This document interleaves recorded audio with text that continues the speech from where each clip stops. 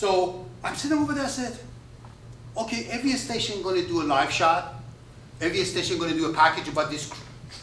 They had the people coming from foreign country to do the story because this guy escaped from the United States, went to Europe. They catch him over there, became an international interest story. NBC, Deadline. They had CBS 48 Hours, ABC, all these tabloid TV, everybody was there. I said, I gotta do something about it. I can't just sit there.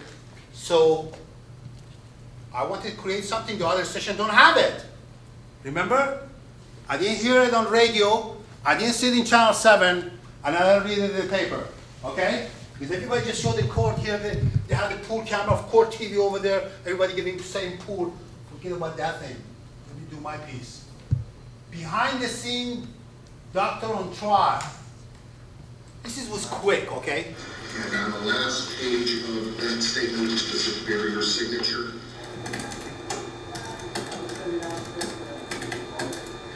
Things about Yaz and his behavior. I am here every day. This is my third week. This is our reporter, so I'm plugging the station. News. We're rolling tape on the ESA trial. 3 different cameras, 3 different decks rolling at the same time.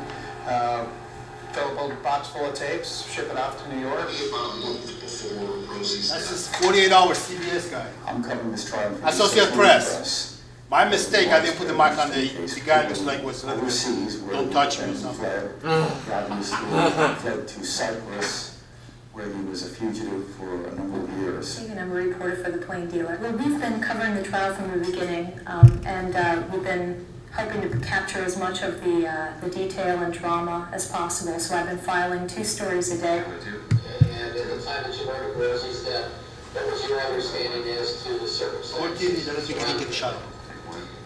There's every news station is here. There's 48 Hours, there's Dayton, there's Court TV, there's CNN. This is a case that has attracted such national attention, I think, because this was a doctor living in a very nice neighborhood. They seem to be living the American dream, ruined with the death of Rosie's.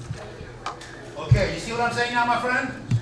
Now, are you going to see that in Channel 22? You're going to do the same thing. But you create something, and I'm sure your management is going to be appreciate what you did. You know, I mean, I wish I had more free time. I wish I wasn't working that day.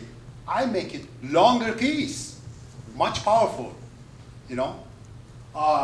When you do stuff like this, it became something you actually go, when you're covering a story, let's go say, it was Sunday, they called me, they said there's a tornado hit south of Toledo. Was that last year? Okay, reporter, we go to over there, we start shooting for 2 days, 3 days, maybe I was shooting. And I said, okay, I'm gonna give them regular story, whatever they do. And then I called the producer, I said, look, you're gonna use the report at 6 o'clock, top of the 6, top of the 5. I got a good photo essay. You could run it 6:30 or just before your close show or something. He said, go, okay, you send it to me, let me look at it, I'm gonna run it, blah, blah, blah.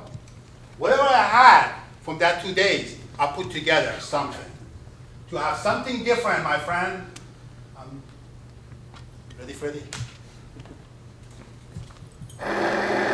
Tornado's got approximately a 7-mile swath. Hard news. Northern part of our township. I'd like to find my wallet with all my credit cards and stuff in it. Tornado took me out of the 2nd story and blew me around, and I landed over there on the other side of that, where that white car and that big tree is. Tornado headed east, and all of this. We lost our entire operations center for the police department, EMS, and actually local government for the township. A couple and an infant got caught in the eye of the storm, and an officer did come out and help the baby, and the gentleman made it in. Unfortunately, the young lady did not. She passed away out here. We've lost our school, and more tragically... You got the radio, those conversations, did you hear it? I picked it up from the microphone I had on here. Hamburger Field House. It seated approximately 4,000 people before this, and this afternoon at 2:30 we were going to have our graduation ceremony here today. It's gone.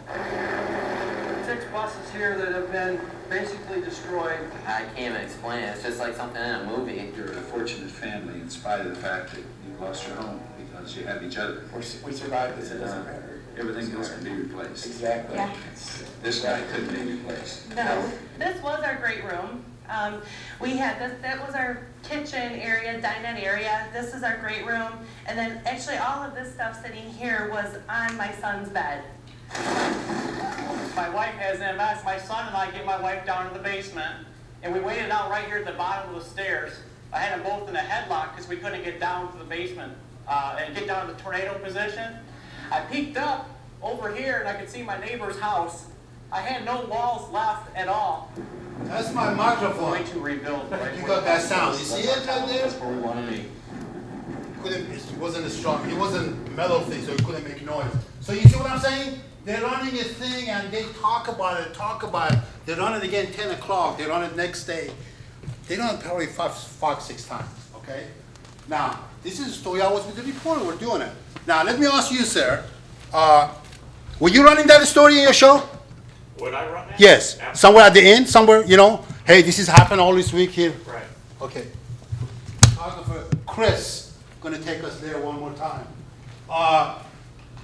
You see what I'm saying? So they see what you could do. Okay? Then you walk into the newsroom and exit the police alley. You got a reporter sick, called sick. You got this press release coming up from the mail post office. They want to discuss something about a lot of snow and ice. They want to do some story. We'd love to have you make sure you get a VOCT. But if you turn a package, go ahead, turn a package, not some package. Okay? Where's this? 2:30, you're gonna meet the supervisor. The supervisor's gonna jump into the car. You're gonna follow him with your car. You take it to where the mailman is walking around, and you talk to him. And around 3 o'clock, you could shoot the story. I'm ready for maybe 6 o'clock, 6:10, 6:15. Okay? Good. So I have it 400% in the back of my head. This is VOCT. Boom, boom, boom, boom, 5, 6 shot, tight shot, quick sound, put the mic on him, let him walk backwards, said why it's difficult. That's it. I go over there, I introduce myself without the camera. I'm gonna follow you, sir. Can you tell me briefly how you do? I'm an old man, don't walk too fast because I gotta be in front of you and rear and back or whatever.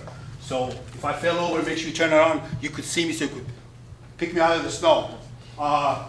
Too much snow and ice, everything. I go over there, quickly come back, make a package. Because the reporter called sick.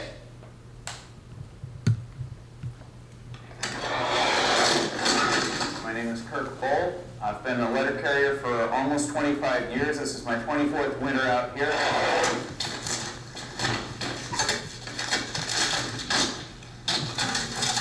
I carry this every day, but if it's a carrier who doesn't, they don't know where the walkway is under here. I don't know if I'm walking in a garden. I don't have a shoulder pad with my I don't camera. know if there's ice that's falling off the house that I might step on. You have to pay attention that you don't bump them and bring the ice above down on your head and shoulders. Yeah, come in the damn driveways and get rid of the sidewalk crap. You're taking that mailman's life into your hands because you're not taking care of your property.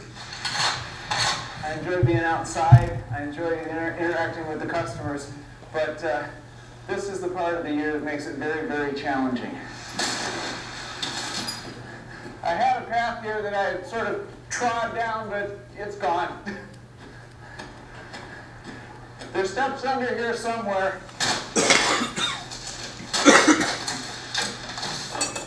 We really appreciate when customers take a look around their own front Every yard. shot and is a think, meaning, would I not feel just safe going up these getting a stairs shot. myself? Would I feel safe trying to make it to my mailbox? Because that's what we have to do. We do our best to deal with the conditions and get the mail to you. I'm getting paid for being out here.